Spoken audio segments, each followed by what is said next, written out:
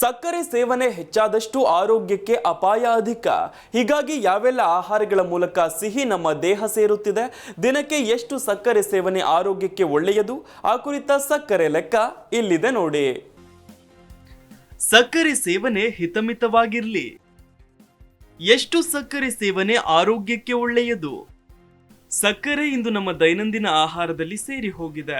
ಬೆಳಗ್ಗೆ ಎದ್ದ ಬಳಿಕ ನಾವು ಸೇವಿಸುವ ಕಾಫಿ, ಟೀಗಳಿಂದ ಹಿಡಿದು ನಾವು ದಿನವಿಡೀ ಸೇವಿಸುವ ಊಟ ತಿಂಡಿಗಳಲ್ಲಿ ಸಕ್ಕರೆಯ ಅಂಶ ಇದ್ದೇ ಇರುತ್ತೆ. ಒಂದು ಅಂದಾಜಿನಂತೆ ನಾವು ಭಾರತೀಯರು ದಿನಕ್ಕೆ ಕನಿಷ್ಠ 8 ಇಲ್ಲವೇ 10 ಚಮಚಗಳಷ್ಟು ಸಕ್ಕರೆ ಸೇವಿಸುತ್ತಿದ್ದೇವೆ. ಆದ್ರೆ ನಮಗೆ ಇಷ್ಟೊಂದು ಸಕ್ಕರೆ ಅವಶ್ಯಕತೆ ಇಲ್ಲ. ಅಗತ್ಯಕ್ಕಿಂತ ಹೆಚ್ಚಾಗಿ ಸೇವಿಸಿದ ಸಕ್ಕರೆಯು ನಮ್ಮ ದೇಹದಲ್ಲಿ ಫ್ರಕ್ಟೋಸ್ ರೂಪದಲ್ಲಿ ಸಂಗ್ರಹವಾಗುತ್ತೆ. ಇದರಿಂದ ಯಕೃತ್ತಿಗೆ ಅಂದ್ರೆ ಲಿವರ್ಗೆ ತೊಂದರೆ, ಅದರ ಕಾರ್ಯಕ್ಷಮತೆ ಕುಗ್ಗುತ್ತೆ. ಹೆಚ್ಚಿನ ಫ್ರಕ್ಟೋಸ್ ಕೊಬ್ಬಾಗಿ ಅಂದ್ರೆ ಕೆಟ್ಟ ಫ್ಯಾಟ್ ಆಗಿ ಪರಿವರ್ತನೆಯಾಗುತ್ತೆ. ಆಗ ಲಿವರ್ನ ಮೇಲೆ ಹೆಚ್ಚಿನ ಒತ್ತಡ ಉಂಟಾದಾಗ ಒಂದಲ್ಲ ಒಂದು ಆರೋಗ್ಯ ಸಮಸ್ಯೆ ಕಾಣಿಸಿಕೊಳ್ಳುತ್ತೆ. ಅಗತ್ಯಕ್ಕಿಂತ ಹೆಚ್ಚಾಗಿರುವ ಫ್ರಕ್ಟೋಸ್ ಕ್ಯಾನ್ಸರ್ಗೆ ಪ್ರಚೋದನೆ ನೀಡುತ್ತೆ. ಈ ವಿಚಾರ ಹಲವು ಸಂಶೋಧನೆಗಳಿಂದಲೂ ತಿಳಿದು ಬಂದಿದೆ. ಆದ್ದರಿಂದ ನಾವು ಹೆಚ್ಚಿನ ಸಕ್ಕರೆ ಸೇವಿಸಬಾರದು. ಹಾಗಿದ್ರೆ ಎಷ್ಟು ಸಕ್ಕರೆ ಸೇವನೆ ಆರೋಗ್ಯಕ್ಕೆ ಒಳ್ಳೆಯದು ಅಂತ ನಿಮಗೆ ಪ್ರಶ್ನೆ ಮೂಡಬಹುದು. ಅಂದ ಹಾಗೆ ಆಹಾರ ತಜ್ಞರು ಹೇಳುವ ಪ್ರಕಾರ ನಾವು ಪ್ರತಿದಿನ 6 ಚಮಚಗಳಿಗಿಂತ ಹೆಚ್ಚು ಸಕ್ಕರೆ ಸೇವಿಸಬಾರದು. 1 ಗ್ಲಾಸ್ ಕಾಫಿ, ಟೀಗೆ ಕೆಲವರಂತೂ 2-3 ಚಮಚ ಸಕ್ಕರೆ ಸುರಿದುಕೊಂಡು ಕುಡಿಯೋರು ಉಂಟು. ಹೀಗೆ ದಿನಕ್ಕೆ ಕನಿಷ್ಠ 3 ಸಲ ಕಾಫಿ, ಟೀ ಸೇವನೆ ಮಾಡಿದ್ರೆ ಈ ಪ್ರಮಾಣವಾಗುತ್ತೆ. ಇನ್ನು ಹೊರಗಿನಿಂದ ತಂದ ಸ್ವೀಟ್ಗಳನ್ನ ಸಕ್ಕರೆಯಲ್ಲಿ ಮುಳುಗಿಸಿ ಮಾಡಿದಂತೆ ಇರುತ್ತೆ. ಪರಿಣಾಮ ಸಕ್ಕರೆ ದೇಹದಲ್ಲಿ ಕೊಬ್ಬಾಗಿ ಬೊಜ್ಜು ಬರುತ್ತೆ. ದೇಹದ ತೂಕ ಹೆಚ್ಚಾದಂತೆ ಇನ್ಸುಲಿನ್ ಹಾರ್ಮೋನಿನ ಉತ್ಪಾದನೆ ಏರುಪೇರಾಗಿ ಹಸಿವು ಹೆಚ್ಚಾಗಿ ಮತ್ತಷ್ಟು ಆಹಾರ ತಿನ್ನುವಂತಾಗುತ್ತೆ. ಆಗ ಜೀರ್ಣಾಂಗ ವ್ಯವಸ್ಥೆ ಮತ್ತು ಮೂಲಭೂತ ಜೈವಿಕ ಕ್ರಿಯೆಗಳ ವೇಗ ದೇಹದಲ್ಲಿ ಕಡಿಮೆಯಾಗುತ್ತೆ.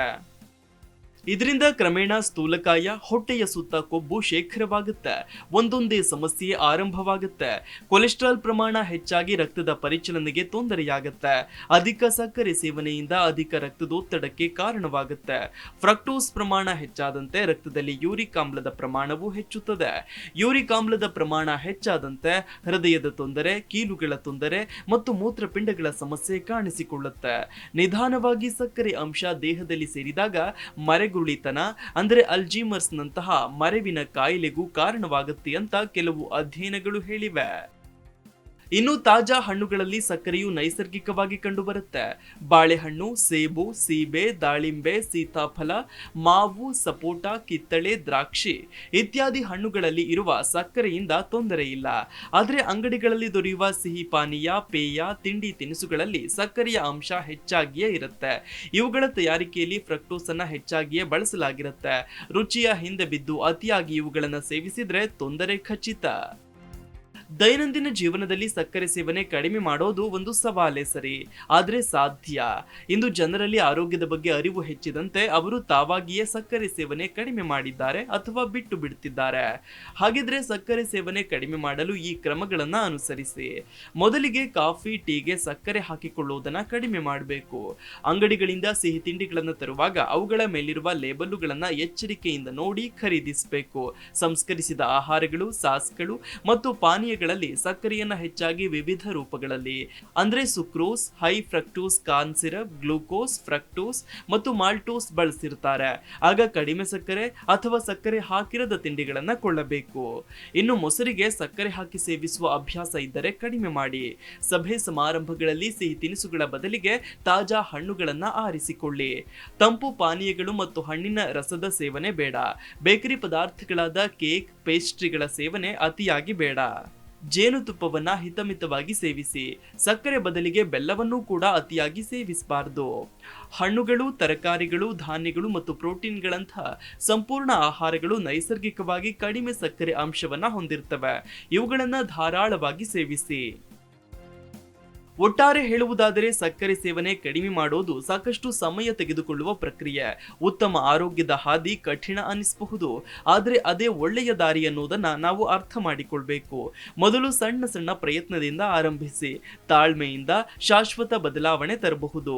ಹಿತಮಿತ ಆಹಾರ ಮತ್ತು ವಿಹಾರದೊಂದಿಗೆ ಉತ್ತಮ ಜೀವನ ಶೈಲಿಯನ್ನ ನಮ್ಮದನ್ನಾಗಿ ಮಾಡಿಕೊಳ್ಳಬಹುದು. Desk bureau, G Kannada news. G Kannada news ಈಗ ನಿಮ್ಮ ಮನೆಯಲ್ಲೇ ನೋಡಿ. ಎಲ್ಲ ಕೇಬಲ್ಗಳಲ್ಲಿ ಈಗ ಲಭ್ಯ.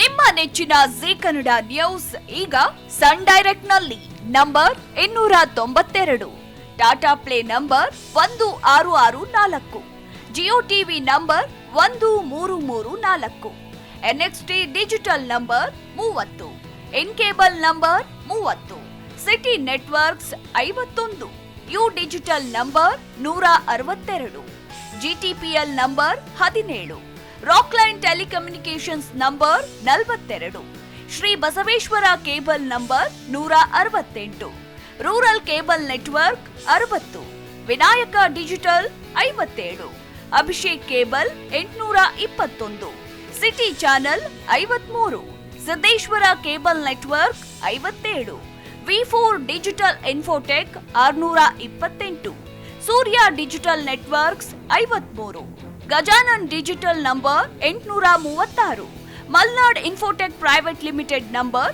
56, Metrocast number 830, victory digital number 167ರಲ್ಲಿ ನೋಡಿ ಆನಂದಿಸಿ.